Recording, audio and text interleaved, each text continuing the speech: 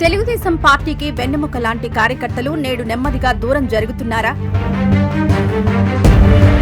అంటే అవుననే భావన క్షేత్రస్థాయిలో స్పష్టంగా కనిపిస్తోంది. ఇది ఒక్క రోజులో జరిగిన మార్పు కాదు. సంవత్సరాలుగా పేరుకుపోయిన నిర్లక్ష్యం, గుర్తింపు లేకపోవడం వల్ల వచ్చిన నిశ్శబ్ద నిర్వేదం. ఈ తరుణంలో నాయకత్వానికి ఉన్న అత్యంత ప్రమాదకరమైన ఆలోచన కార్యకర్తలు ఎక్కడికి పోరు అనే అతి నమ్మకం.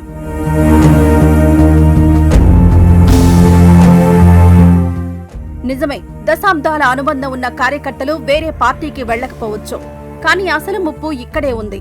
వాళ్లు ఎక్కడికి పోరు, అలాగని ఎక్కడికి రారు కూడా. దీనివల్ల పార్టీ పైన ప్రభావం బలంగానే కనిపిస్తోంది. కానీ లోపల ఆత్మీయత తగ్గిపోతోంది.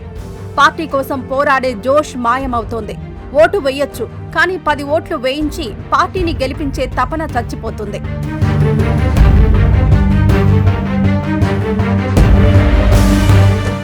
మనం అభివృద్ధి చేస్తే ప్రజలు గెలిపిస్తారు అనుకోవడం రాజకీయాల్లో పూర్తి సత్యం కాదు.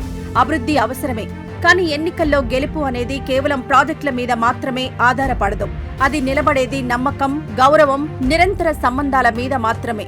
ఇప్పుడే వాళ్లకు చేస్తున్నామని పై స్థాయిలో చెప్పుకోవడం సులభం. కానీ కొందరికిచ్చి అందరికీ చేశామనే భ్రమల్లో నాయకత్వం ఉంటే క్షేత్రస్థాయిలో ఉన్న సామాన్య కార్యకర్తకు అసలు నిజమేంటో స్పష్టంగా తెలుస్తూనే ఉంది.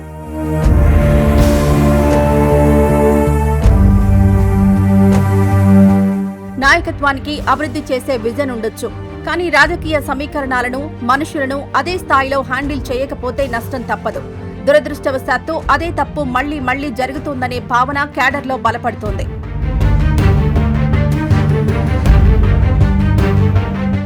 మిత్రపక్షాలను గౌరవించడం మంచిదే, కానీ ఆ ప్రక్రియలో సొంత కార్యకర్తల బలం, ఆత్మ గౌరవం దెబ్బతినకూడదు. ముఖ్యంగా పార్టీ ప్రతిపక్షంలో ఉన్నప్పుడు లాఠీ దెబ్బలు తిని కేసులు ఎదుర్కొని నష్టపోయిన వాడు నేడు అధికారంలోకొచ్చాక నలిగిపోతున్నాడు. స్థానిక ద్వితీయ శ్రేణి నాయకుల మాటలు విని కష్టకాలంలో నిలబడ్డ పాత కార్యకర్తలను పక్కన పెడితే పార్టీ భారీ మూల్యం చెల్లించుకోక తప్పదు. పార్టీ అంటే ఎవరు? కేవలం కొందరు నాయకులు కాదు, సంవత్సరాలుగా నమ్మకంతో నిలిచిన కార్యకర్తల సైన్యం.